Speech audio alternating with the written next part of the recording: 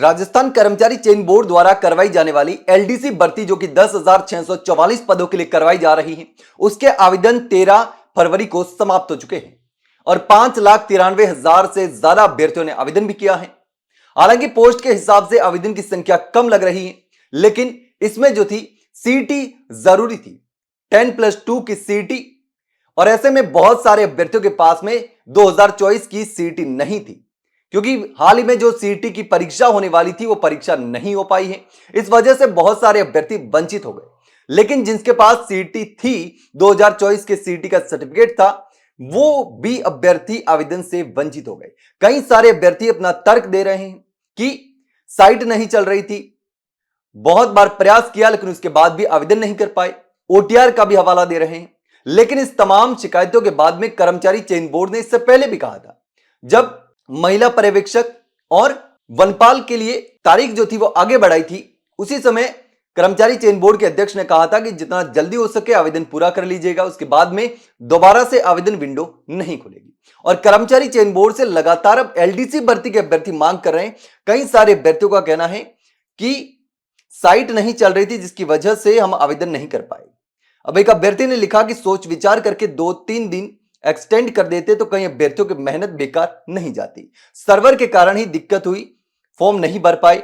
मैंने खुद ने 11 फरवरी से लेकर 13 फरवरी तक 5 से 7 बार कोशिश की, हर बार एसएसओ से फाइनल सबमिट तक बार कोशिश की, लेकिन अब आवेदन नहीं कर पाया। तो कोशिश करे कि इन अभ्यर्थियों के साथ में गलत ना हो, उनको आवेदन का मौका दिया जाए।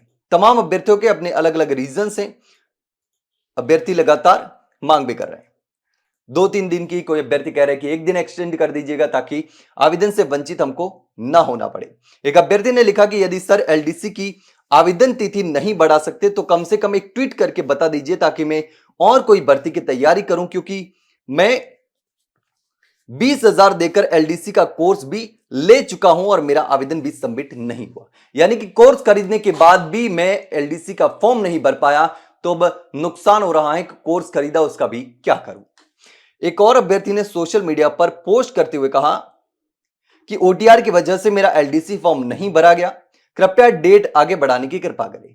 यह सिर्फ एग्जांपल है, बहुत सारे अभ्यर्थियों ने इस तरीके से सोशल मीडिया पर पोस्ट करके कर्मचारी चयन बोर्ड को टैग करते हुए एलडीसी भर्ती आवेदन को दोबारा से रीओपन करने की मांग उठाई। लेकिन इस पर कर्मचारी चयन बोर्ड ने क्या किया? कर्मचारी चयन बोर्ड के अध्यक्ष ने स्पष्ट तौर पर अभ्यर्थियों का जवाब देते हुए कहा कि एलडीसी फॉर्म के आवेदन की तिथि एक्सटेंड करने का कोई प्लान या प्रयास नहीं है।